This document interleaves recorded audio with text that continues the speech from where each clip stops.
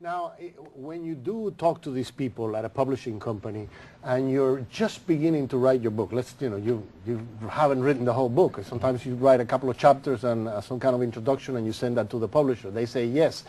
Do they then want to influence what you do with the rest of the book? Are they trying to tell you, hey, you should go in this direction, this is how we can market the thing better, and do they try to influence your writing?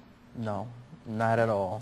They leave you alone to do whatever you want? Basically, there's no guidance whatsoever. To them it's just like, well, just give me your book and, you just pay us this amount and we're just going to send it out there.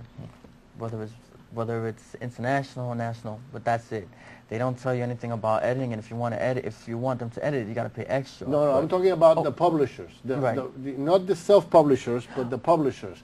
Do they want to have a say in the books that you've published and in the books that you're writing, and does that change what you're writing? I would say, well, that'll probably be a better question for you since you answered, but I know that in my experience also, they haven't, they usually stay out of it. They just want your words, and they'll market it whichever way you write it, But I'm pretty sure for some writers like that, I'm not sure of her name, but the writer that does Harry Potter. I'm pretty sure her publisher has a great influence in which way she goes sometimes. Yeah, and they have major meetings just to decide what the cover is going to look like. Right, exactly. A whole staff of people. That's right. Tell me a little bit more about your books. He already showed us his. What do you write? Do you write novels? I write all kinds. I'm actually a poet myself. I write fiction. I write basically like messages trying to promote peace, trying to promote faith, love, trying to promote basically a positive message. Like for instance, these two books here, this one book, this is a hardcover version and this is a softcover, Story of a Leader. It takes place in New York, and the reason why I wrote this book was because I took it kind of a little bit from my experience. It's about a guy, as they would say, a vigilante. He doesn't like crime, he despises crime. Basically, a lot of people, they wonder, we have a police force, why don't the police force do everything? But they can't because the police force is actually limited. So this guy takes it upon himself to build his own organization to go out there and to fight crime, to stop it whichever way possible. We need to take a break, but when we come back, I want you to tell me a little bit more about where we can find that book. Okay. Can we buy it? Where can we buy it? We'll be right back.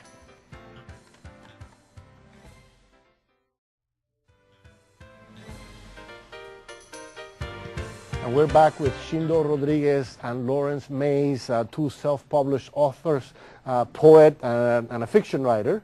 And before we took a break, you were telling me about your book, but I want to know, both of you, where do we find these books? If they're self-published, are they in Barnes & Nobles? No. Right, no. No? This one you'll find online, but this one, my second book, Foreplay. Foreplay? Yes. With the number 4, okay. Yeah. And actually, I created this myself. I did the binding, I did the laminator. For both books, I took the pictures myself. The editing is done by me. This one I actually have the hard time that I have with is basically I have my own website. I use basically like PayPal or money order, or what I do is I go out there, like, 'cause since I live in New York, I try to deal with anybody that's interested in buying my book in New York, whether it's in the Bronx, Manhattan, Queens, Staten Island, Brooklyn. I write to them and I tell them, listen, are you interested in my book? For instance, Foreplay. Foreplay is it's an urban fiction drama book about 4 guys. 3 guys they're players. They talk about how they play women, why they cheat on women. And the 4th guy, he's actually totally against it. He's actually what they would say he's the good guy. But he's the one that always ends up getting hurt in the long run because of the consequences that the other 3 guys made. So which one is you? I mean, how much is this from personal experience? I'm actually the good guy. Okay, naturally. Yes. Yeah. So the question is very general. I think, how much of it reflects your life? And in your poetry, how much of it reflects your thoughts? Oh, definitely. The ideas that you want to convey, how much of it is about your own personal experience? Definitely in my playwriting and in my poetry, I find that it's rather hard for a writer to not write about themselves in some way.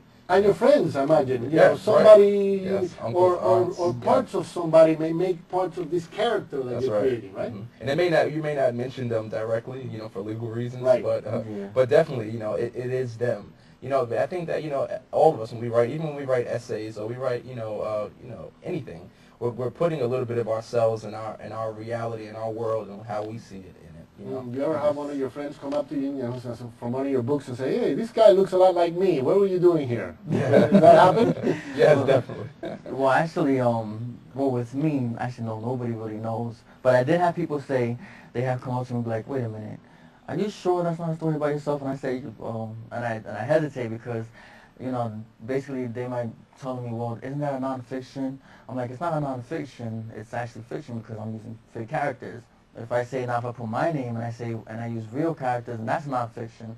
But I tell them all the time, yes, I mean, it is based on some of the things that I went through. Some of it is exaggeratory, you know, I put in my own little imagination there. But most of the part, yes, it's basically how I feel, what I went through, and so on. So who edits you?